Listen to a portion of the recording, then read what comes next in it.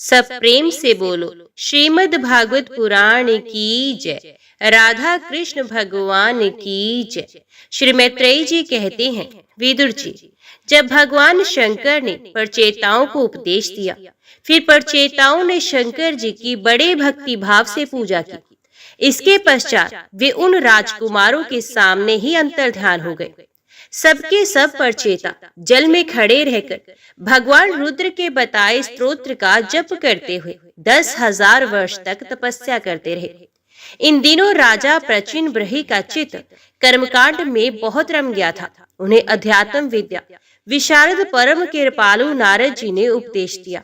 उन्होंने कहा कि राजन, इन कर्मों के द्वारा तुम अपना कौन सा कल्याण करना चाहते हो?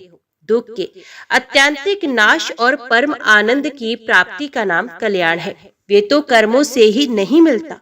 राजा ने कहा, महाभाग नारद जी, मेरी बुद्धि कर्म में फंसी हुई है, इसलिए मुझे परम कल्याण का कोई पता नहीं। आप मुझे विशुद्ध ज्ञान का उपदेश दीजिए, जिससे मैं कर्म बंधन से छूट जाऊं। जो पुरुष कपट धर्म में गृहस्थाश्रम में ही रहता हुआ पुत्र, स्त्री और धन को ही परम पुरुषार्थ मानता है, वे अज्ञानवश संसार अन्य में भटकता रहने के कारण उस परम कल्याण को प्राप्त नहीं कर सकता। श्री नारद जी ने कहा, देखो देखो राजन, तुमने यज्ञ में निर्दयता पूर्वक जिन हजारों पशुओं की बलि दी है, उन्हें आकाश में देखो। ये सब तुम्हारे द्वारा प्राप्त हुई पीड़ाओं को याद करते हुए बदला लेने के लिए तुम्हारी बाट देख रहे हैं। जब तुम मरकर परलोक में जाओगे, तब ये अत्यंत क्रोध में भरकर तुम्हें अपने लोह के सींगों से छेदेंगे। अच्छा, इस विषय में मैं तुम्हें एक प्राचीन उपाख्यान सुनाता हूँ। वे राजा पुरंजन का चरित्र है, उसे तुम मुझसे सावधान होकर सुनो। राजन, पूर्व काल में पुरंजन नाम का एक बड़ा यशस्वी राजा था। उसका अवज्ञात नामक एक मित्र था। कोई भी उसकी चेष्टाओं को समझ नहीं सकता था।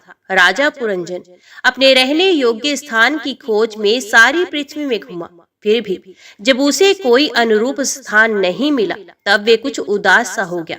उसे तरह तरह के भोगों की लालसा थी। उन्हें भोगों के लिए उसने संसार में जितने नगर देखे, उनमें से कोई भी उसे ठीक नहीं लगा। एक दिन उसने हिमालय के दक्षिण तटवर्ती शिखरों पर कर्म भूमि भारत खंड में एक 9 द्वारों का नगर देखा। ये सब प्रकार के सुलक्षणों से संपन्न था। सब ओर से परकोटों, बगीचों, अटारियों, खाइयों, झरोखों और राजद्वारों से सुशोभित था और सोने, चांदी तथा लोहे के शिखरों वाले विशाल भवनों से खचाखच भरा था। उसके महलों की फर्श नीलम, स्फटिक, वैदूर्य, मोती, पन्ने और लालों की बनी हुई थी। अपनी कांति के कारण वे नागों की राजधानी भोगवतीपुरी के समान जान पड़ता था।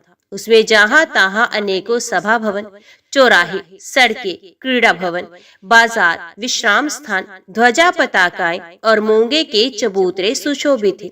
उस नगर के बाहर दिव्य वृक्ष और लताओं से पूर्ण एक सुंदर बाग था। उसके बीच में एक सरोवर सुशोभित था। उसके आसपास अनेकों पक्षी भांति भांति की बोली बोल रहे थे तथा भोरे गुंजार कर रहे थे। सरोवर के तट पर जो वृक्ष थे, उनकी डालियां और पत्ते शीतल झरनों के जलकरणों से मिली हुई वासंती वायु के झरोकों से हिल रहे थे और इस प्रकार वे तटवर्ती भूमि की शोभा बढ़ा रहे थे। वहां के वन्य पशु भी मुनिजन उचित अहिंसा आदि व्रतों का पालन करने वाले थे, इसलिए उनसे किसी को कोई कष्ट नहीं पहुंचता था। वहां बार बार जो कोकिल की कुहू ध्वनि होती थी, उसे मार्ग में चलने वाले बटोहियों को ऐसा भ्रम होता था मानो ये बगीचा विश्राम करने के लिए उन्हें बुला रहा है। राजा पुरंजन ने उस अद्भुत वन में घूमते घूमते एक सुंदरी को आते देखा, जो अकस्मात उधर चली आई थी। उसके साथ 10 सेवक थे, जिनमें से प्रत्येक 100 नायिकाओं का पति था। एक 5 फल वाला सांप उसका द्वारपाल था, वहीं उसकी सब ओर से रक्षा करता था। वे सुंदरी भोली भाली किशोरी थी और विवाह के लिए श्रेष्ठ पुरुष की खोज में थी। उसकी नासिका, दंत पंक्ति, कपोल और मुख बहुत सुंदर थे। उसके समान कानों में कुंडल झिलमिला रहे थे। उसका रंग सांवला था, कट प्रदेश सुंदर था। वे पीले रंग की साड़ी और सोने की करधनी पहने हुई थी तथा चलते समय चरणों से नुपुरों की झनकार करती जाती थी। अधिक क्या, वे साक्षात कोई देवी सी जान पड़ती थी। वे गजगामिनी, बाला किशोर अवस्था की सूचना देने वाले, अपने गोल गोल समान और पर्स पर सटे हुए स्तनों को लज्जावश बार बार अंचल से ढकती जाती थी।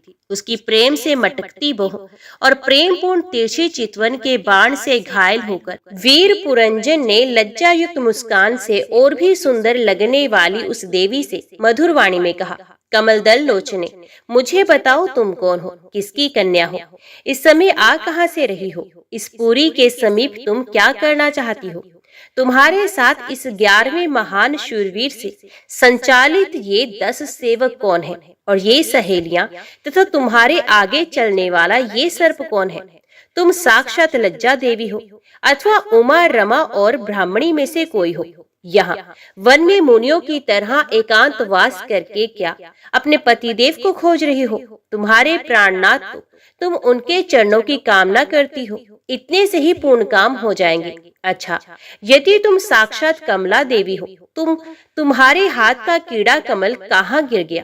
सुभगे, तुम इनमें से कोई हो ही नहीं, क्योंकि तुम्हारे चरण पृथ्वी का स्पर्श कर रहे हैं। अच्छा, यदि तुम कोई मानवी ही हो, तो लक्ष्मी जी जिस प्रकार भगवान विष्णु के साथ वैकुंठ की शोभा बढ़ाती हैं, उसी प्रकार तुम मेरे साथ इस श्रेष्ठ पुरी को अलंकृत करो। देखो, मैं बड़ा ही वीर और पराक्रमी हूँ, परंतु आज तुम्हारे कटाक्षों ने मेरे मन को बेकाबू कर दिया है। तुम्हारी लजीली और रतिकाम से भरी मुस्कान के साथ बोहों के संकेत पाकर ये शक्तिशाली कामदेव मुझे पीड़ित कर रहा है। इसलिए सुंदरी, अब तुम्हें मुझ पर कृपा करनी चाहिए। सुंदर बोहें और सुघड़ नेत्रों से सुशोभित तुम्हारा मुखारविंद इन लंबी लंबी काली अलकावलियों से घिरा हुआ है। तुम्हारे मुख से निकले हुए वाक्य बड़े ही मीठे और मन को हरने वाले हैं, परंतु वे मुख तो लाज के मारे मेरी ओर होता ही नहीं। जरा ऊंचा करके अपने उस सुंदर मुखड़े का मुझे दर्शन तो कराओ। श्री नारद जी ने कहा, वीरबल, जब राजा पुरंजन ने अधीर से होकर इस प्रकार याचना की, तब उस बाला ने भी हंसते हुए उसका अनुमोदन किया। वे भी राजा को देखकर मोहित हो चुकी थी। वे कहने लगी, हमें अपने उत्पन्न करने वाले का ठीक ठीक पता नहीं, और ना हम अपने या किसी दूसरे के नाम या गोत्र को ही जानती हैं। वीरवर, आज हम सब इस पुरी में हैं, इसके सिवा मैं और कुछ नहीं जानती।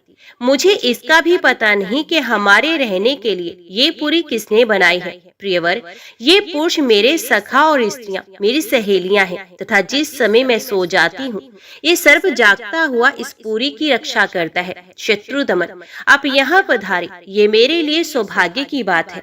आपका मंगल हो। आपको विश्व भोगों की इच्छा है, उसकी पूर्ति के लिए मैं अपने साथियों से सभी प्रकार के भोग प्रस्तुत करती रहूंगी। इस 9 द्वार वाली पुरी में मेरे प्रस्तुत किए हुए इच्छित भोगों को भोगते हुए आप सैकड़ों वर्षों तक निवास कीजिए। भला आपको छोड़कर मैं और किसके साथ रमण करूंगी। दूसरे लोग तो न रति सुख को जानते हैं, न विहित भोगों को ही भोगते हैं, न परलोक का ही विचार करते हैं, न कल क्या होगा इसका ही ध्यान रखते हैं। अतएव पशु तुल्य हैं। अहो, इस लोक में गृहस्थ आश्रम में ही धर्म, अर्थ, काम, संतान, सुख, मोक्ष, सुयश और स्वर्गादि दिव्य लोकों की प्राप्ति हो सकती है। संसार त्यागी व्यक्तिजन तो इन सब की कल्पना भी नहीं कर सकते। महापुरुषों का कथन है कि इस लोक में पितृ, देव, ऋषि, मनुष्य तथा संपूर्ण प्राणियों के और अपने भी कल्याण का आश्रय एकमात्र गृहस्थ आश्रम ही है। वीर शिरोमणि, लोक में मेरी जैसी कौन स्त्री होगी जो स्वयं प्राप्त हुए आप जैसे सुप्रसिद्ध, उतारचित और सुंदर पति को वरण नहीं करेगी। महाबाहु, इस पृथ्वी पर आपकी सांप जैसी गोलाकार सुकोमल भुजाओं में स्थान पाने के लिए किस कामनी का चित्त नहीं ललचाएगा। आप तो अपनी मधुर मुस्कान में करुणापूर्ण दृष्टि से हम जैसे अनाथाओं के मानसिक संताप को शांत करने के लिए ही पृथ्वी पर विचर रहे हैं। राजन, उन स्त्री पुरुषों ने इस प्रकार एक दूसरे की बात का समर्थन कर फिर 100 वर्षों तक उस पुरी में रहकर आनंद भोगा। गायक लोग सुमधुर स्वर में जहाँ तहाँ राजा पुरंजन की कीर्ति गाया करते थे। जब ग्रीष्म ऋतु आई, तब वे अनेकों स्त्रियों के साथ सरोवर में घुसकर जल क्रीड़ा करता। उस नगर में जो 9 द्वार थे, उनमें से 7 नगरी के द्वार और 2 नीचे थे। उस नगर का जो कोई राजा होता, उसके पृथक पृथक देशों में जाने के लिए ये द्वार बनाए गए थे। राजन, इनमें से 5 पूर्व, 1 दक्षिण, 1 उत्तर और 2 पश्चिम की ओर थे। उनके नामों का वर्णन करता हूँ। पूर्व की ओर खाद्योत और आविर्मुखी नाम के 2 द्वार एक ही जगह पर बने थे। उनमें होकर राजा पुरंजन अपने मित्र द्युमान के साथ विभ्राचित नामक देश को जाया करता था। इसी प्रकार उस ओर नलिनी और नालिनी नाम के द्वार और भी एक ही जगह बनाए गए थे। उनसे होकर वे अवधूत के साथ सौरभ नामक देश को जाता था। पूर्व दिशा की ओर मुख्या नाम का जो 5वां द्वार था, उसमें होकर वे रसज्ञ और विपन के साथ बहुदन और आपण नाम के देशों को जाता था। पुरी के दक्षिण की ओर जो पितुहु नाम का द्वार था, उसमें होकर राजा पुरंजन श्रुद्धर के साथ दक्षिण पांचाल देश को जाता था। उत्तर की ओर जो देवहु नाम का द्वार था, उससे श्रुद्धर के ही साथ वे उत्तर पांचाल देश को जाता था। पश्चिम दिशा में आसुरी नाम का दरवाजा था, उसमें होकर वे दुर्मद के साथ ग्रामक देश को जाता था। तथा नृत्य नाम का जो दूसरा पश्चिम द्वार था, उससे लुब्धक के साथ वे वैश्यस नाम के देश को जाता था। इस नगर के निवासियों में निर्वाक और पैष्कृत ये 2 नागरिक अंधे थे। राजा पुरंजन आंख वाले नागरिकों का अधिपति होने पर भी इन्हीं की सहायता से जहां तहां जाता और सब प्रकार के कार्य करता था। जब कभी अपने प्रधान सेवक विशुचीन के साथ अंतपुर में जाता, तब उसे स्त्री और पुत्रों के कारण होने वाले मोह, प्रसन्नता एवं हर्ष आदि विकारों का अनुभव होता। उसका चित्त तरह तरह के कर्मों में फंसा हुआ था और काम परवश होने के कारण वे मूढ़ी रमणी के द्वारा ठगा गया था। उसकी रानी जो जो काम करती थी, वही वे भी करने लगता था। वे जब मद्यपान करती, तब वे भी मदिरा पीता और मद से उन्मत्त हो जाता। जब वे भोजन करती, तब आप भी वही वस्तु चबाने लगता। इसी प्रकार कभी उसके गाने पर गाने लगता, रोने पर रोने लगता, हंसने पर हंसने लगता और बोलने पर बोलने लगता। वे दौड़ती तो खुद भी दौड़ता, खड़ी होती तो खुद भी खड़ा होता, सोती तो आप भी उसी के साथ सो जाता और बैठ जाती तो वो भी बैठ जाता। कभी वे सुनने लगती तो आप भी सुनने लगता, देखती तो देखने लगता, सूंघती तो सूंघने लगता और किसी चीज को छूती तो खुद भी छूने लगता। कभी उसकी प्रिया शोकाकुल होती तो आप भी अत्यंत दीन के समान व्याकुल हो जाता। जब वे प्रसन्न होती, खुद भी प्रसन्न हो जाता और उसके आनंदित होने पर खुद भी आनंदित हो जाता। इस प्रकार राजा पुरंजन अपनी सुंदरी रानी के द्वारा ठगा गया। सारा प्रकृति वर्ग परकर ही उसको धोखा देने लगा। वे मूर्ख विवश होकर इच्छा ना होने पर भी खेल के लिए घर पर पाले हुए बंदर के समान अनुकरण करता रहता। एक दिन राजा पुरंजन अपना विशाल धनुष, सोने का कवच और अक्षय तरकस धारण कर अपने 11वें सेनापति के साथ 5 घोड़ों के शीघ्रगामी रथ में बैठकर पंचप्रस्थ नाम के वन में गया। उस रथ में 2 ईर्षा दंड, 2 पहिए, 1 धुरी, 3 ध्वज दंड, 5 डोरियां, 1 लगाम, 1 सारथी, 1 बैठने का स्थान, 2 जुए, 5 आयुध और 7 आवरण थे। ये 5 प्रकार की चालों से चलता था तथा उसका साजबाज सब सुनहरा था। यद्यपि राजा के लिए अपनी प्रिया को क्षण भर भी छोड़ना कठिन था, किंतु उस दिन उसे शिकार का ऐसा शौक लगा कि उसकी भी परवाह नहीं की। वे बड़े गर्व से धनुष बाण चढ़ाकर आखेट करने लगा। इस समय आसुरी वृत्ति बढ़ जाने से उसका चित्त बड़ा कठोर और दया शून्य हो गया था। इससे उसने अपने तीखे बाणों से बहुत से निर्दोष जंगली जानवरों का वध कर डाला। जिसकी मांस से अत्यंत आसक्ति हो, वे राजा केवल शास्त्र प्रदर्शित कर्मों के लिए वन में जाकर आवश्यकता अनुसार अनिषिद्ध पशुओं का वध करे, व्यर्थ पशु हिंसा न करे। शास्त्र के इस प्रकार अश्लील प्रवृत्ति को नियंत्रित करता है। राजन, जो विद्वान इस प्रकार शास्त्र नियत कर्मों का आचरण करता है, वे उस कर्म अनुष्ठान से प्राप्त हुए ज्ञान के कारणभूत कर्मों से लिप्त नहीं होता। नहीं तो मनमाना कर्म करने से मनुष्य अभिमान के वशीभूत होकर कर्मों में बंध जाता है तथा गुण प्रवाह रूप संसार चक्र में पड़कर विवेक बुद्धि के नष्ट हो जाने से अधम योनियों में जन्म लेता है। पुरंजन के तरह तरह के पंखों वाले बाणों से छिन्न भिन्न होकर अनेकों जीव बड़े कष्ट के साथ प्राण त्यागने लगे। उसका वे निर्दयतापूर्ण जीव संहार देखकर सभी दयालु पुरुष बहुत दुखी हुए। वे इसे सह नहीं सके। इस प्रकार वहां खरगोश, सुअर, भैंसे, नीलगाय, कृष्णमृग, शाही तथा और भी बहुत से मैथ्य पशुओं का वध करते करते राजा पुरंजन बहुत थक गया। तब वे भूख प्यास से अत्यंत शिथिल हो वन से लौटकर राजमहल में आया। वहां उसने यथा योग्य रीति से स्नान और भोजन से निर्वृत्त हो कुछ विश्राम करके थकान दूर की। फिर गंध, चंदन और माला आदि से सुसज्जित हो सब अंगों में सुंदर सुंदर आभूषण पहने। तब उसे अपनी प्रिया की याद आई। ये भोजन आदि से तृप्त, हृदय में आनंदित, मद से उन्मत्त और काम से व्यथित होकर अपनी सुंदरी भार्या को ढूंढने लगा, किंतु उसे वे कहीं भी दिखाई नहीं दी। तब उसने चित्त में कुछ उदास होकर अंतपुर की स्त्रियों से पूछा, सुंदरियों, अपनी स्वामिनी के सहित तुम सब पहले की ही तरह कुशल से तो होना, क्या कारण है? आज इस घर की संपत्ति पहले जैसी सुहावनी नहीं जान पड़ती। घर में माता अथवा पति परायणा भार्या ना हो तो वे घर बिना पहिए के रथ के समान हो जाता है। फिर उससे कौन बुद्धिमान दीन पुरुषों के समान रहना पसंद करेगा? अतः बताओ, वे सुंदरी कहाँ है जो दुख समुद्र में डूबने पर मेरी विवेक बुद्धि को पद पद पर जागृत करके मुझे उस संकट से उबार लेती थी?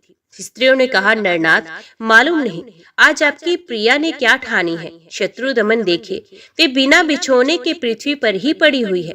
राजा, उस स्त्री के संग से राजा पुरंजन का विवेक नष्ट हो चुका था, इसलिए अपनी रानी को पृथ्वी पर अस्त व्यस्त अवस्था में देखकर वे अत्यंत व्याकुल हो गया। उसने दुखित हृदय से उसे मधुर वचनों द्वारा बहुत कुछ समझाया, किंतु उसे अपनी प्रेयसी के अंदर अपने प्रति परणे कोप का कोई चिन्ह दिखाई नहीं दिया। वे मनाने में भी बहुत कुशल था, इसलिए अब पुरंजन ने उसे धीरे धीरे मनाना आरंभ किया। उसने पहले उसके चरण छुए, फिर गोद में बिठाकर बड़े प्यार से कहने लगा, सुंदरी, वे सेवक तो निश्चय ही बड़े अभागे हैं जिनके अपराध करने पर स्वामी उन्हें अपना समझाकर शिक्षा के लिए उचित दंड नहीं देते। सेवक को दिया हुआ स्वामी का दंड तो उस पर बड़ा अनुग्रह ही होता है। जो मूर्ख है उन्हीं को क्रोध के कारण अपने हितकारी स्वामी के किए हुए उस उपकार का पता नहीं चलता। सुंदर दंतावली और मनोहर भौहों से शोभा पाने वाली मनस्विनी, अब ये क्रोध दूर करो और एक बार मुझे अपना समझकर परणे भार तथा लज्जा से झुका हुआ एवं मधुर मुस्कान में चितवन से सुशोभित अपना मनोहर मुखड़ा दिखाओ। अहो, भ्रमर पंक्ति के समान नील अलकावली, उन्नत नासिका और सुमधुर वाणी के कारण तुम्हारा वे मुखारविंद कैसा मनमोहक जान पड़ता है। वीर पत्नी, यदि किसी दूसरे ने तुम्हारा कोई अपराध किया हो तो उसे बताओ। यदि वे अपराधी ब्राह्मण कुल का नहीं है तो मैं उसे अभी दंड देता हूँ।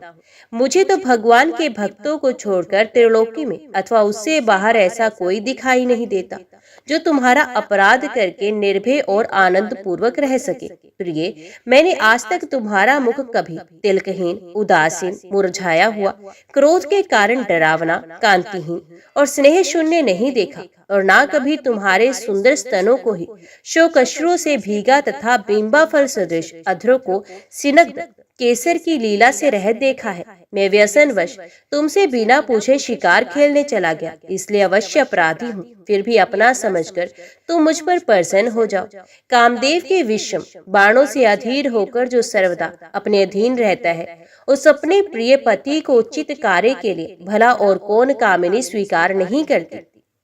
महाराज, इस प्रकार वे सुंदरी अनेकों नखरों से पुरंजन को पूरी तरह अपने वश में कर उसे आनंदित करती हुई विहार करने लगी। उसने अच्छी तरह स्नान कर अनेक प्रकार के मांगलिक श्रृंगार किए तथा भोजन आदि से तृप्त होकर वे राजा के पास आई। राजा ने उस मनोहर मुख वाली राजमहिषी का सादर अभिनंदन किया। पुरंजन ने राजा का आलिंगन किया और राजा ने उसे गले लगाया। फिर एकांत में मन के अनुकूल रहस्य की बातें करते हुए वे ऐसा मोहित हो गया कि उस कामिनी में ही चित्त लगा रहने के कारण उसे दिन रात के भेद से निरंतर बीतते हुए काल की दुस्तर गति का भी कुछ पता ना चला। मन से छका हुआ मनस्वी पुरंजन अपनी प्रिया की भुजा पर सर रखे महामूल्य शैया पर पड़ा रहता। उसे तो वे रमणी ही जीवन का परम फल जान पड़ती थी। अज्ञान से आवृत हो जाने के कारण उसे आत्मा अथवा परमात्मा का कोई ज्ञान नहीं रहा। राजन इस प्रकार कामातुर चित्त से उसके साथ विहार करते करते राजा पुरंजन की जवानी आधे क्षण के समान बीत गई। प्रजापति उस पुरंजनी से राजा पुरंजन के 1100 पुत्र और 110 कन्याएं हुई, जो सभी माता पिता का सुयश बढ़ाने वाली और सुशीलता, उदारता आदि गुणों से संपन्न थी। ये पुरंजनी नाम से विख्यात हुई। इतने में भी उस सम्राट की लंबी आयु का आधा भाग निकल गया। फिर पांचाल राज पुरंजन ने पितृवंश की वृद्धि करने वाले पुत्रों का वधुओं के साथ और कन्याओं का उनके योग्य वरों के साथ विवाह कर दिया। पुत्रों में से प्रत्येक के 100 पुत्र हुए। उनसे वृद्धि को प्राप्त होकर पुरंजन का वंश सारे पांचाल देश में फैल गया। इन पुत्र पौत्र ग्रह, कोष सेवक और मंत्री आदि में दृढ़ ममता हो जाने से वे इन विषयों में ही बंधा गया।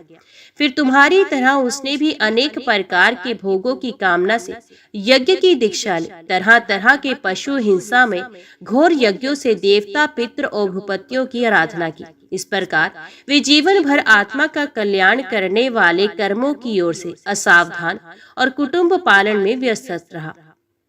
अंत में वृद्ध अवस्था का वे समय आ पहुंचा जो स्त्री लंपट पुरुषों को बड़ा अप्रिय होता है। चंडवेग नाम का एक गंधर्व राज है। उसके अधीन 360 महाबलवान गंधर्व रहते हैं। इनके साथ मिथुन भाव से स्थित कृष्ण और शुक्ल वर्ण की उतनी ही गंधर्वियां भी हैं। ये बारी बारी से चक्कर लगाकर भोग विलास की सामग्रियों से भरी पूरी नगरी को लूटती रहती हैं। गंधर्व राज चंडवेग के उन अनुचरों ने जब राजा पुरंजन का नगर लूटना आरंभ किया, तब उन्हें 5 फन के सर्प पर जागर ने रोका। पुरंजनीपुरी की चौकसी करने वाला महाबलवान सर्प 100 वर्ष तक अकेला ही उन 720 गंधर्व गंधर्वियों से युद्ध करता रहा। बहुत से वीरों के साथ अकेले ही युद्ध करने के कारण अपने एकमात्र संबंधी प्रजागर को बलहीन हुआ देख राजा पुरंजन को अपने राष्ट्र और नगर में रहने वाले अन्य बांधवों के सहित बड़ी चिंता हुई। वे इतने दिनों तक पांचाल देश के उस नगर में अपने दूतों द्वारा लाए हुए कर को लेकर विषय भोगों में मस्त रहता था। स्त्री के वशीभूत रहने के कारण उस भय का उसे पता ही नहीं चला। इन्हीं दिनों काल की एक कन्या वर की खोज में त्रिलोकी में भटकती रही, फिर भी उसे किसी ने स्वीकार नहीं किया। वे काल कन्या बड़ी भाग्यहीना थी, इसलिए लोग उसे दुर्भगा कहते थे। एक बार राजऋषि पुरु ने पिता को अपना यौवन देने के लिए अपनी ही इच्छा से उसे वर लिया था। इससे प्रसन्न होकर उसने उन्हें राज्य प्राप्ति का वर दिया था। एक दिन मैं ब्रह्मलोक से पृथ्वी पर आया तो वे घूमती घूमती मुझे भी मिल गई। तब मुझे नैष्टिक ब्रह्मचारी जानकर भी कामातुरा होने के कारण उससे वरना चाहा। मैंने उसकी प्रार्थना स्वीकार नहीं की। इस पर उसने अत्यंत कुपित होकर मुझे ये शाप दिया कि तुमने मेरी प्रार्थना स्वीकार नहीं की, अतः तुम एक स्थान पर अधिक ठहर नहीं सकते। तब मेरी ओर से निराश होकर उस कन्या ने मेरी सम्मति से यमन राज भय के पास जाकर उसका पति रूप से वर्ण किया और कहा, वीरवर, आप यवनों में श्रेष्ठ हैं। मैं आपसे प्रेम करती हूँ और पति बनाना चाहती हूँ। आपके प्रति किया हुआ जीवों का संकल्प कभी विफल नहीं होता। जो मनुष्य लोक अथवा शास्त्र की दृष्टि से देने योग्य वस्तु का दान नहीं करता और जो शास्त्र दृष्टि से अधिकारी होकर भी ऐसा दान नहीं लेता, वे दोनों ही दुराग्रही हैं, मूढ़ हैं, अतएव शोचनीय हैं। भद्र, इस समय मैं आपकी सेवा में उपस्थित हूँ। आप मुझे स्वीकार करके अनुग्रहित कीजिए। पुरुष का सबसे बड़ा धर्म दीनों पर दया करना ही है। काल कन्या की बात सुनकर यमराज ने विधाता का एक गुप्त कार्य कराने की इच्छा से मुस्कुराते हुए उससे कहा, मैंने योग दृष्टि से देखकर तेरे लिए एक पति निश्चय किया है। तू सबका अनिष्ट करने वाली है, इसलिए किसी को भी अच्छी नहीं लगती और इसी से लोग तुझे स्वीकार नहीं करते। अतः इस कर्म जनित लोक को तू अलक्षित होकर बलात् भोग। तू मेरी सेना लेकर जा। इसकी सहायता से तू सारी प्रजा का नाश करने में समर्थ होगी। कोई भी तेरा सामना नहीं कर सकेगा। ये प्रज्वार नाम का मेरा भाई है, तू मेरी बहन बन जा। तुम दोनों के साथ मैं अव्यक्त गति से भयंकर सेना लेकर सारे लोकों में विचरूंगा। राजा फिर भय नामक यवन राज के आज्ञाकारी सैनिक प्रज्वार और कालकन्या के साथ इस पृथ्वी तल पर सर्वत्र विचरने लगे। एक बार उन्होंने बड़े वेग से बूढ़े सांप से सुरक्षित और संसार की सब प्रकार की सुख सामग्री से संपन्न पुरंजनपुरी को घेर लिया। तब जिसके चंगुल में फंसकर पुरुष शीघ्र निस्सार हो जाता है, वे काल कन्या उस पुरी की प्रजा को भोगने लगे। उस समय वे यवन भी काल कन्या के द्वारा भोगी जाती हुई उस पुरी में चारों ओर से भिन्न भिन्न द्वारों से घुसकर उसका विध्वंस करने लगे। पुरी के इस प्रकार पीड़ित किए जाने पर उसके स्वामित्व का अभिमान रखने वाले तथा ममताग्रस्त बहुकुटुंबी राजा पुरंजन को भी नाना प्रकार के कलेश सताने लगे। कालकन्या के आलिंगन करने से उसकी सारी श्री नष्ट हो गई तथा अत्यंत विषयासक्त होने के कारण वे बहुत दीन हो गया। उसकी विवेक शक्ति नष्ट हो गई। गंधर्व और यमनों ने उसका सारा ऐश्वर्य लूट लिया। उसने देखा कि सारा नगर नष्ट भ्रष्ट हो गया है। पुत्र पौत्र भृत्य और अमात्य वर्ग प्रतिकूल होकर अनादर करने लगे हैं। स्त्री स्नेह शून्य हो गई है। मेरी देह को काल कन्या ने वश में कर रखा है और पांचाल देश शत्रु के हाथ में पड़ होकर भ्रष्ट हो गया है। ये सब देखकर राजा पुरंजन अपार चिंता में डूब गया और उसे उस विपत्ति से छुटकारा पाने का कोई उपाय नहीं दिखाई दिया। काल कन्या ने जिन्हें निसार कर दिया था, उन्हीं भोगों की लालसा से वे दीन था। अपनी पारलौकिक गति और बंधुजनों के स्नेह से वंचित रहकर उसका चित्त केवल स्त्री और पुत्र के लालन पालन में ही लगा हुआ था। ऐसी अवस्था में उनसे बिछुड़ने की इच्छा न होने पर भी उसे उस पुरी को छोड़ने के लिए बाध्य होना पड़ा, क्योंकि उसे गंधर्व और यवनों ने घेर रखा था तथा काल कन्या ने कुचल दिया था। इतने में ही यमराज भय के बड़े भाई प्रज्वार ने अपने भाई का प्रिय करने के लिए उस सारी पुरी में आग लगा दी। जब वे पुरी जलने लगी तो पूर्ववासी सेवक वृंद, संतान वर्ग और कुटुंब की स्वामिनी के सहित कुटुंब वत्सल पुरंजन को बड़ा दुख हुआ। नगर को काल कन्या के हाथ में पड़ा देख उसकी रक्षा करने वाले सर्प को भी बड़ी पीड़ा हुई, क्योंकि उसके निवास स्थान पर भी यमनों ने अधिकार कर लिया था और प्रज्वार उस पर भी आक्रमण कर रहा था। जब उस नगर की रक्षा करने में वे सर्वथा असमर्थ हो गया, तब जिस प्रकार जलते हुए वृक्ष के कोटर में रहने वाला सर्प उसे निकल जाना चाहता है, उसी प्रकार उसने भी महान कष्ट से कांपते हुए वहां से भागने की इच्छा की। उसके अंग प्रत्यंग ढीले पड़ गए थे तथा गंधर्वों ने उसकी सारी शक्ति नष्ट कर दी थी। अतः जब यवन शत्रु ने उसे जाते देखकर रोक दिया, तभी दुखी होकर रोने लगा। गृहसक्त पुरंजन देह गेहादि में मेरेपन का भाव रखने से अत्यंत बुद्धिहीन हो गया था। स्त्री के प्रेम पाश में फंसकर वे बहुत दीन हो गया था। अब जब इनसे बिछुड़ने का समय उपस्थित हुआ, तब वे अपने स्त्री पुत्र पौत्र पुत्र वधु दामाद नौकर और घर खजाना तथा अन्य जिन पदार्थों में उसकी ममता भर शेष थी, उनका भोग तो कभी का छूट गया था, उन सबके लिए इस प्रकार चिंता करने लगा। हाय, मेरी भार्या तो बहुत गृहस्थी वाली है। जब मैं परलोक को चला जाऊंगा, तब ये असहाय होकर किस प्रकार अपना निर्वाह करेगी। इसे इन बाल बच्चों की चिंता ही खा जाएगी। ये मेरे भोजन के बिना भोजन नहीं करती और स्नान के बिना स्नान नहीं करती, सदा मेरी ही सेवा करती है।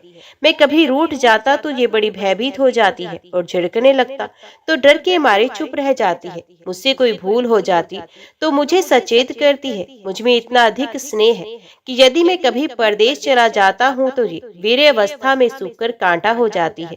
यूं तो ये वीर माता है, तो भी मेरे पीछे क्या ये गृहस्थ आश्रम का व्यवहार चला सकेगी। मेरे चले जाने पर एकमात्र मेरे ही सहारे रहने वाले ये पुत्र और पुत्री भी कैसे जीवन धारण करेंगे।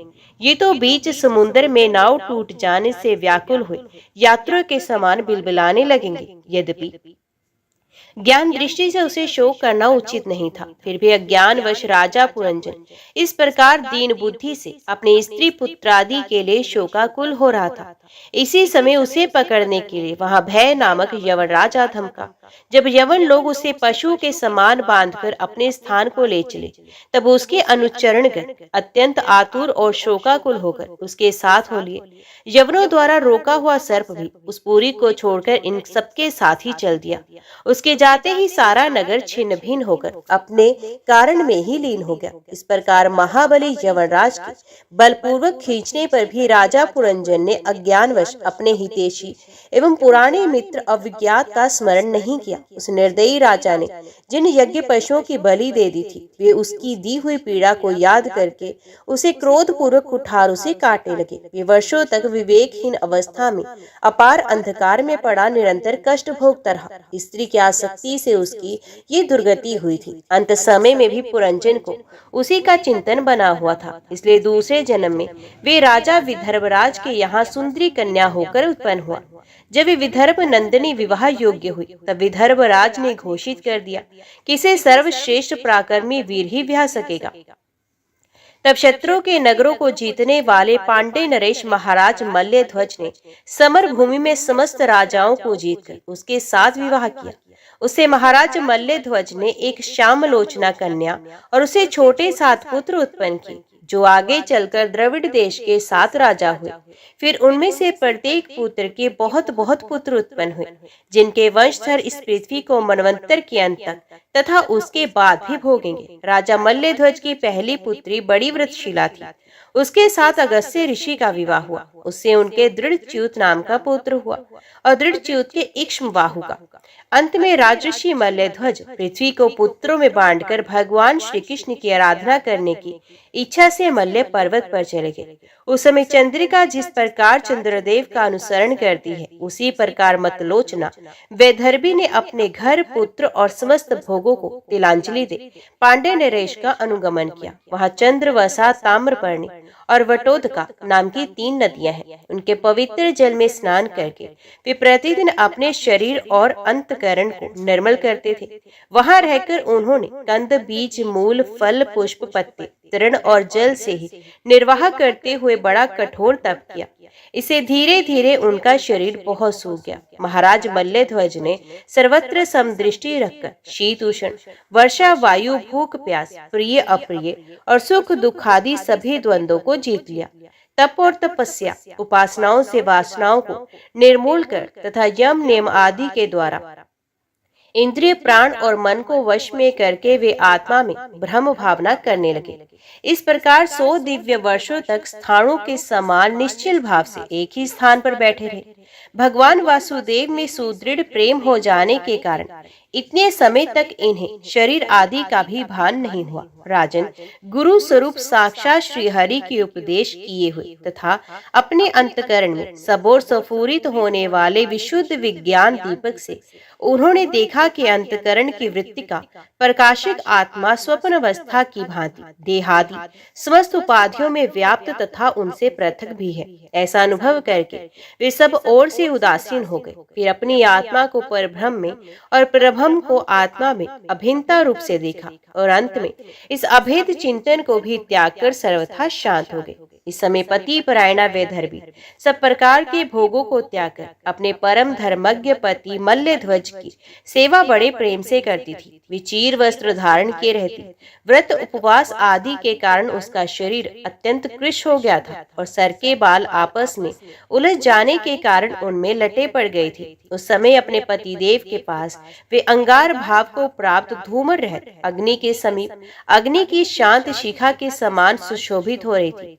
उसके पति परलोकवासी हो चुके थे, परंतु पूर्वत स्थिर आसन से विराजमान थे। इस रहस्य को न जानने के कारण वे उनके पास जाकर उनकी पूर्वत सेवा करने लगी। चरण सेवा करते समय जब उसे अपने पति के चरणों में गर्मी बिल्कुल नहीं मालूम हुई, तब वे झुंडी से बिछड़ी हुई मृगी के समान चित्त में अत्यंत व्याकुल हो गई। उस बीहड़ वन में अपने को अकेली और दीन अवस्था में देखकर वे बड़ी शोकाकुल हुई और आंसुओं की धारा से स्तनों को भिगोती हुई बड़े जोर जोर से रोने लगी। वे बोली, राजऋषि उठिए उठिए, समुद्र से घिरी हुई ये वसुंधरा लुटेरों और अधर्मी राजाओं से भयभीत हो रही है, आप इसकी रक्षा कीजिए। पति के साथ वन में गई हुई ये अबला इस प्रकार विलाप करती पति के चरणों में गिर गई और रो रो कर आंसू बहाने लगी। लकड़ियों की चिता बनाकर उसने उस पर पति का शव रखा और अग्नि जलाकर विलाप करते करते स्वयं सती होने का निश्चय किया। इसी समय उसका पुराना मित्र एक आत्मज्ञानी ब्राह्मण वहां आया। उसने उस रोती हुई अबला को मधुर वाणी में समझाते हुए कहा, ब्राह्मण, तू कौन है, किसकी पुत्री है और जिसके लिए तू शोक कर रही है? वे सोया हुआ पुरुष कौन है? क्या तुम मुझे नहीं जानती? मैं वही तेरा मित्र हूँ जिसके साथ तू पहले विचरा करती थी। सखी, क्या तुम्हें अपनी याद आती है? किसी समय मैं तुम्हारा अविज्ञात नाम का सखा था। तुम पृथ्वी के भोग भोगने के लिए निवास स्थान की खोज में मुझे छोड़कर चले गए थे। आर्य, पहले मैं और तुम एक दूसरे के मित्र एवं मानस निवासी हंस थे। हम दोनों सहस्त्रों वर्षों तक बिना किसी निवास स्थान के ही रहे थे, किंतु मित्र तुम विषय भोगों की इच्छा से मुझे छोड़कर यहाँ पृथ्वी पर चले आए। यहाँ घूमते घूमते तुमने एक स्त्री का रचा हुआ स्थान देखा। उसमें 5 बगीचे, 9 दरवाजे, 1 द्वारपाल, 3 परकोटे, 6 वैश्य कुल और 5 बाजार थे। ये 5 उपादान कारणों से बना हुआ था और उसकी स्वामिनी एक स्त्री थी। इंद्रियों के 5 विषय उसके बगीचे थे, 9 इंद्रिय छिद्र द्वार थे, तेज, जल और अन्न, 3 परकोटे थे, मन और 5 ज्ञान इंद्रिया, 6 वैश्य कुल थे, क्रिया शक्ति रूप कर्मेंद्रिया ही बाजार थी, 5 भूत ही उसके कभी क्षीण न होने वाले उपादान कारण थे और बुद्धि शक्ति ही उसकी स्वामिनी थी। ये ऐसा नगर था जिसमें प्रवेश करने पर पुरुष ज्ञान शून्य हो जाता है, अपने स्वरूप को भूल जाता है। भाई, उस नगर में उसकी स्वामिनी के फंदे में पड़कर उसके साथ विहार करते करते तुम भी अपने स्वरूप को भूल गए और उसी के संग से तुम्हारी ये दुर्दशा हुई है। देखो, तुम ना तो विदर्भ राज की पुत्री ही हो और ना ये वीर मल्ल ध्वज तुम्हारा पति है। जिसने तुम्हें 9 द्वारों के नगर में बंद किया था, उस परंजनी के पति भी तुम नहीं हो। तुम पहले जन्म में अपने को पुरुष समझते थे और अब सती स्त्री मानते हो। ये सब मेरी ही फैलाई हुई माया है। वास्तव में तुम ना पुरुष हो ना स्त्री, हम दोनों तो हंस हैं। हमारा जो वास्तविक स्वरूप है उसका अनुभव करो मित्र। जो मैं हूँ वही तुम हो, तुम मुझसे भिन्न नहीं हो। और तुम विचार पूर्वक देखो, मैं भी वही हूँ जो तुम हो। ज्ञानी पुरुष हम दोनों में कभी थोड़ा सा भी अंतर नहीं देखते। जैसे एक पुरुष अपने शरीर की परछाई को शीशे में और किसी व्यक्ति के नेत्र को भिन्न भिन्न रूप में देखता है, वैसे ही एक ही आत्मा विद्या और अविद्या की उपाधि के भेद से अपने को ईश्वर और जीव के रूप में 2 प्रकार से देख रहा है। इस प्रकार जब हंस ने उसे सावधान किया तब मान सरोवर का हंस अपने स्वरूप में स्थित हो गया और उसे अपने मित्र के विषयों से भूला हुआ आत्मज्ञान फिर प्राप्त हो गया। प्राचीन ब्रह्म, मैंने तुम्हें परोक्ष रूप से ये आत्म ज्ञान का दिग्दर्शन कराया है, क्योंकि जगत कर्ता जगदीश्वर को परोक्ष वर्णन ही अधिक प्रिय है। ओम नमो भगवते वासुदेवाय नमः। जय श्री राधे कृष्णा। आज की वीडियो में इतना ही। उम्मीद करती हूँ वीडियो आपको पसंद आई होगी। वीडियो पसंद आई हो तो वीडियो को लाइक और चैनल को सब्सक्राइब जरूर कीजिएगा। जय श्री हरि लिखकर कमेंट बॉक्स में अपनी हाजिरी और अपने सुझाव देना ना भूलेगा। तो मिलते हैं अगली कथा अगली वीडियो के साथ। तब तक के लिए देखते व सुनते रहिए। जय मां कंचक, जय माता दी।